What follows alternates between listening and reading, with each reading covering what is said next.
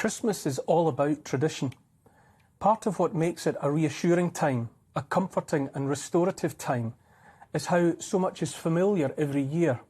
A lot of it is about the little things, the same decorations in the same place on the tree, on the mantelpiece, in the garden, the same family rituals performed at the same time year after year, the same favourite foods, the same old songs playing in the shops. So here it is, Merry Christmas and all that. Now it looks as though we've been gifted a new Christmas tradition, one we can all enjoy forevermore. And it's a great big dollop of fear and misery from the Grinches of our government and their soul-sucking scientists.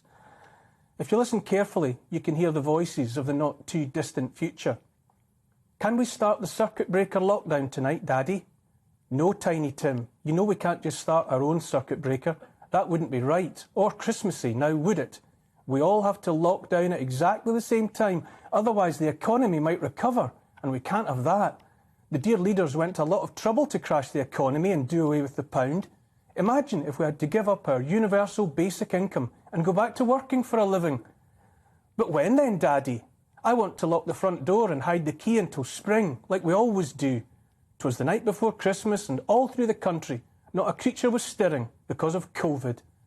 Well, you'll just have to wait until that twinkly little elf, Professor Whitty, sends his annual message down the chimney, wishing us all a happy new booster and warning us to stay away from Granny in case we kill her. But Granny died years ago, Daddy, from the pancreatic cancer no one knew she had until it was much too late to do anything about it. You remember, Daddy, the same year Grandad died alone in the care home of a broken heart because no one was allowed to visit him. Now, Tiny Tim, that's not the point. It's not about making sense. It's about making it up as you go along, like jolly old Professor Ferguson and his merry modelling. You know better than to talk about undiagnosed cancer, or indeed any other erstwhile dangerous ailments like heart attack and stroke. Now what do we sing? Silence now, silence now. All is closed, all is COVID. God bless you, Tiny Tim. Now let's sit by the fire with the rest of the family and do our lateral flow tests. God help us, every one, said Tiny Tim, although the words were quite muffled from behind his 3 masks. It's 2 Christmases in a row now, and far from being the ghost of Christmas past, it turns out 2020 might as well be our Christmas present. In my heart, I think I long suspected it would be. We were younger then and innocent by comparison, but still tears were shed. By then, we had already forgotten all about 3 weeks to flatten the curve. As the nights drew in 2020, we could still faintly remember gathering on our doorsteps to rattle our pots and pans, a bit like jingle bells, but tinny and flat. Remember, ho, ho, ho, how we used to clap for carers.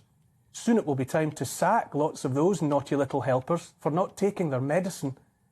What did Santa bring you this year, nurse with 25 years of experience and half a lifetime spent looking after others? Why, my P45 and a look of disgust from my manager as she showed me the door. How Christmassy. Little did we know it then, naive souls that we were in Christmas past, but in just a few weeks, just into the new year of 2021, it would be all about 15 million jabs to freedom. Ah, how we laugh about that silly old notion. Now it's the end of the year, and the spirit of Christmas should be among us. But already it's clear the powers that be want us to concentrate on the traditions we learned just this time last year. Among my new favourites are the not-so-merry masks, sure to hide the smile on every child's little shining face. How exciting to see the return of the one-way systems in shops, almost like a conga line, but socially distanced, obviously. And what about Ireland going all out and opting for an 8 p.m. curfew? Talk about the luck of the Irish. Talk about silent night. One silent night after another, I think you'll find. And in among it all, instead of Slade and Merry Christmas everybody, or maybe a bit of Wham or Sir Cliff Richard, we get to listen to the usual suspects of Downing Street, worst boy band ever, but a guaranteed Christmas #1, droning on and on about how much danger we're all in, cases rising, save our NHS, how we must act now to whatever. Instead of ho, ho, ho, it's just blah, blah, blah. Let's update the nativity scene while we're at it, so that the 3 wise men bring gifts of gold, frankincense and Omicron. Looking ahead now to the spirit of Christmas yet to come, and what do I see? Well, more of the same, and a few new twists. Noddy Holder's raucous opening line can soon be, "It's COVID." COVID is here to stay, of course, joining the rest of the viruses that have previously gifted us other Christmas traditions like the common cold and so on. But we don't mention harmless viruses at this time of year. That said, I'm telling you now that COVID is definitely for life, not just for Christmas. I've wondered how the boosters will be delivered in future. Maybe the National Health Service will work a bit like the Wine of the Month Club, dispatching a new one to the doorsteps every 4 weeks. Or perhaps every home will be sent an all-year-round advent calendar with a brand new booster behind every door. Frankly, the possibilities are limited only by our dear leaders and their collective imagination. So far, so sarcastic, but increasingly I can't help myself. I'm also, and let me be clear, as we say, undefeated by it all.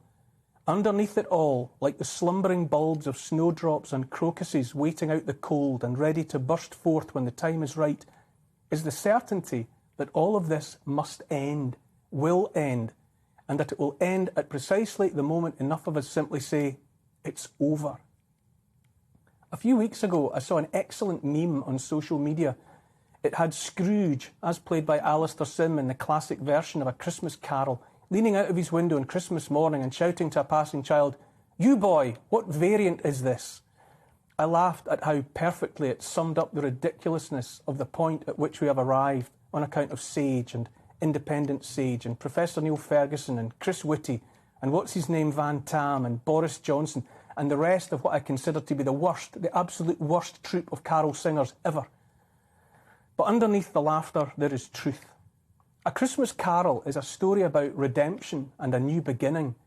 It's about a man who has lost his way, who has forgotten about all that really matters on account of his headlong pursuit of money.